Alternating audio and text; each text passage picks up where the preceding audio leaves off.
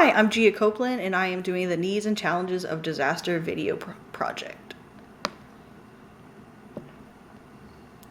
Table of contents. First, we're going to go over needs and challenges of the heroic phase. Second, we're going to go over the honeymoon phase. Third, the disillusionment phase. And lastly, reflections. Needs and challenges of the heroic phase.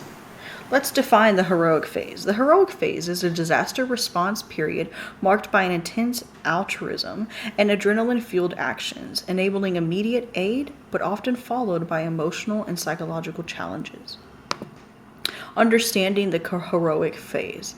The heroic phase of a natural disaster is a pivotal period marked by adrenaline-driven actions that enables significant short-term efforts.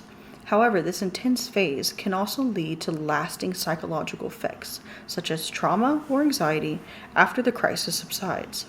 Harnessing the altruism evident during this time is essential. By organizing volunteers effectively and implementing best practices, their contributions can have a greater impact. Sustaining the sense of community that emerges requires initiatives and that help transition into long-term recovery. Emergency services must prioritize efficient resource allocation to maximize effectiveness during chaotic conditions. Moreover, preparedness training for communities is crucial to equip individuals with skills needed for effective responses, fostering resilience and collective action. By addressing these aspects, communities can better navigate the challenges of this critical phase and lay the foundation for recovery and long-term well-being. The heroic phase behavioral responses. The heroic phase of disaster response is characterized by distinct behavioral patterns that reflect both resilience and vulnerability. During this phase, individuals often experience denial of impact, minimizing the disaster's effect on their lives, families, and homes. This denial acts as a coping mechanism, enabling survivors to focus on the immediate recovery task and fostering a sense of community rebuilding. People take protective actions, going to great lengths to safeguard their families and properties, but often at the expense of their own well-being. They may also engage in resource stockpiling, securing communal assets essential for survival. A heightened sense of spirituality can emerge for some, providing emotional grounding and hope. However, intense focus on recovery can lead to self-care neglect as individuals prioritize rebuilding over their personal health. Understanding these behaviors is essential to supporting survivors and guiding them towards resilience and sustainable recovery.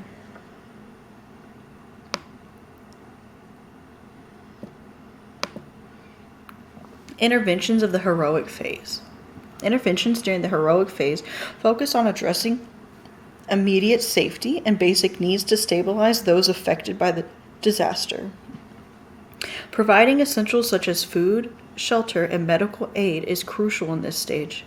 Offering emotional and spiritual support is equally important, as praying with and for survivors can provide a sense of comfort and hope among the chaos. Additionally, this phase presents a valuable opportunity to establish and strengthen relationships with other community agencies and organizations. Building these networks ensures a coordinated response and lays the groundwork for effective planning and preparedness in a case of future disasters. Collaborative efforts help communities develop comprehensive disaster response plans that can mitigate impacts and promote resilience. By combining immediate relief with long-term planning, interventions during this phase can not only address current needs, but also enhance the community's ability to navigate the future effectively. Next is the honeymoon phase. Defining the honeymoon phase. A honeymoon phase occurs after the heroic phase in a natural disaster and is marked by a renewed sense of community and optimism as people unite to support one another. The honeymoon phase, community, unity, and gratitude. The honeymoon phase follows a disaster and is marked by a strong sense of community, unity, and gratitude. Survivors show appreciation for their support they receive from the first responders, volunteers, and fellow community members. This phase typically lasts for a few weeks to several months, but is often short-lived as the realities of recovery begin to set in. During this time, the emotional relief and unity experienced by community provide the motivation needed for early recovery efforts, encouraging collective action toward rebuilding. Additionally, many individuals experience spiritual renewal, which offers emotional support and hope as they navigate the challenges ahead. However, as the true extent of recovery challenges become clear, the community transitions into the disillusionment phase. Understanding the honeymoon phase enables responders and mental health professionals to offer necessary support, sustaining morale, and addressing the evolving needs of the community during the recovery process. The challenges and interventions. During this phase, some survivors may reach a crash point as the initial feelings of gratitude and normalcy fade, revealing the emotional and physical toll of disaster. Exhaustion becomes evident, and the reality of recovery sets in, partly due to the neglect of self-care during the heroic phase. This can lead to physical symptoms, including heart attacks, with older individuals being particularly vulnerable. Interventions that focus on providing an immediate and ongoing support, raising funds to assist with recovery efforts, assessing for PTSD and other mental health issues, offering psychological first aid to address emotional distress. The Red Cross's Neighbor to Neighbor program connects affected individuals with local support. Disaster relief volunteers provide food, clothing, shelter, and hope, referring individuals to mental health professionals for specialized care, developing long-term recovery plans, and then offering Bible studies to support spiritual healing are all interventions that could be used during this time. The next phase is the disillusionment phase. Defining the disillusionment phase is a stage that follows the initial optimism of recovery, characterized by the realization of long-term challenges and difficulties in rebuilding after the disaster. During the phase, survivors often experience frustration, disappointment, and emotional exhaustion as the full extent of the damage becomes clear, and the process of recovery proves to be more difficult and slower than expected. It is time when the initial sense of hope and unity may fade, and individuals or communities may face feelings of helplessness and despair.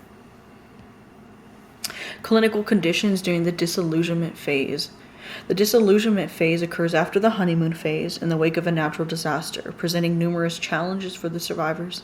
As the initial shock and euphoria fade, reality sets in, leading to frustration and fatigue as individuals face with overwhelming damage and recovery barriers. External supports often decrease, and leaving survivors feeling isolated and abandoned, which can worsen mental health issues like anxiety, depression, and PTSD. During this phase, community morale may even decline, and conflict over scarce resources can also increase, amplifying the sense of vulnerability. However, as survivors adapt, the focus shifts to long-term recovery, with efforts concentrating on rebuilding the infrastructure, homes, and livelihoods, which eventually fosters community resilience. Understanding this phase is essential for responders, mental health professionals, and community leaders to offer effective, sustained support as communities navigate the challenges of recovery. Disillusionment treatment approaches. During this disillusionment phase, several treatment approaches can help address the emotional and psychological challenges survivors face. Psychological support is essential, with cognitive behavioral therapy helping individuals manage negative thoughts and emotions. For those experiencing PTSD, a trauma-focused therapy can assist in post-traumatic events. Medications such as antidepressants and anti-anxiety drugs may also be prescribed to help alleviate symptoms of depression and anxiety. Community support is vital during this phase, as group therapy and peer support foster shared healing, helping individuals feel less isolated and abandoned. Additionally, spiritual counseling provides hope and strength, offering to comfort those struggling emotionally. Encouraging self-care and stress relief is another important aspect, with activities such as recreation, exercise, and relaxation helps reduce stress. Providing mental health education can also help reduce stigma around seeking help. Lastly, faith-based interventions and spiritual counseling play a key role in offering resilience and hope during recovery. Interventions during the disillusionment phase, we have the survivor's realization, where they're feeling hopelessness and abandonment, fear, anger, and futility that may emerge. They realize recovery is going to take a little bit longer. We have the clinical conditions such as PTSD, anxiety, and depression, and the mental health resources become extremely critical. We have the church that can have one of the greatest impacts during this stage. The spiritual impact provides healing, and faith can provide the hope and strength and resilience for long-term recovery. And then the interventions, such as providing external services, decreases, but focus on burnout prevention for service providers is important. Offering community mental health training, such as suicide prevention, is also beneficial. Organizing recreation events for stress relief for not only the survivors, but also the mental health professionals would be beneficial. You have encouraging hope and healing through Christ, and fostering connections to combat the abandonment and isolation aspects. So, reflections of all three phases. The heroic phase is marked with adrenaline-driven actions to protect and support. Altruism and community unity are high during this phase, and the spiritual impact is heightened, offering awareness and comfort and strength during the crisis. The honeymoon phase is focuses on the gratitude for external help with optimism during the cooperation time. Community works together to rebuild, fostering early recovery, and then the spiritual impact, faith provides hope during this and guiding the emotional healing process.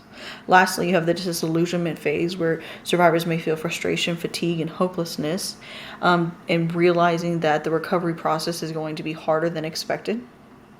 Survivors may feel abandoned as support begins to wane, leading to emotional struggles. And then the faith impact, faith and community support remain vital for this healing process during this phase, offering a sense of hope and resilience during among the hardships that they will face long term.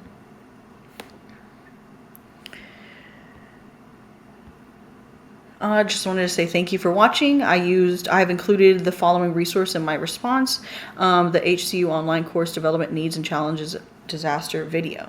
Thank you.